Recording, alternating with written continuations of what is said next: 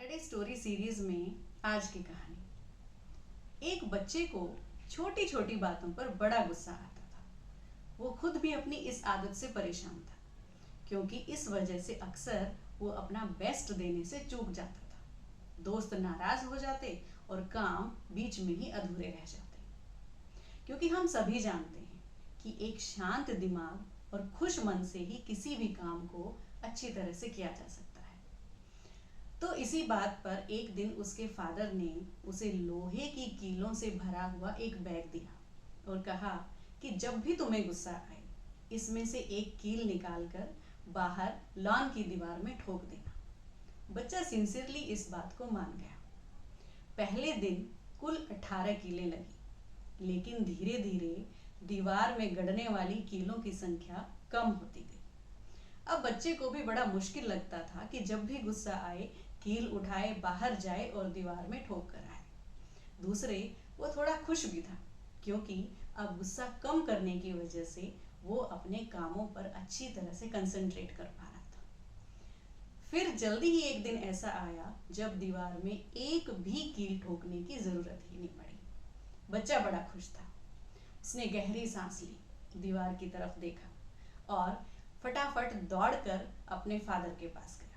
जाकर उन्हें ये बात बताई। उसके फादर उसको लेकर बाहर आए, दीवार के सामने खड़े हुए। दोनों बड़े खुश थे। अब उसके फादर ने कहा कि इन सारी कीलों को एक एक करके बाहर निकालो। बच्चे ने ये काम भी कर दिया, लेकिन अब जब उसने दीवार की तरफ देखा तो उसका मन बड़ा खराब हुआ। वो दीवार को छू कर देख रहा था। दीवार पहले जैसी सुंदर नहीं थी। उसमें जगह जगह छेद थे और कई जगह से प्लास्टर भी उखड़ चुका था।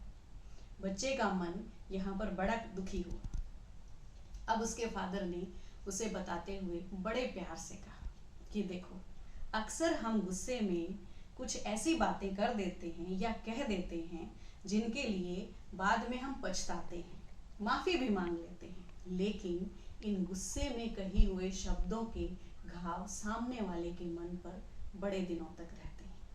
इसलिए कभी भी किसी को बुरा मत बोलो। ये काम थोड़ा मुश्किल लगता है, लेकिन याद रखना, जीत उसी की होती है जो हमेशा पेशेंस और कंट्रोल अपने साथ रखता है, यानी कि संयम से काम करता है। इसलिए हमेशा मीठा बोलिए और अच्छा कीजिए।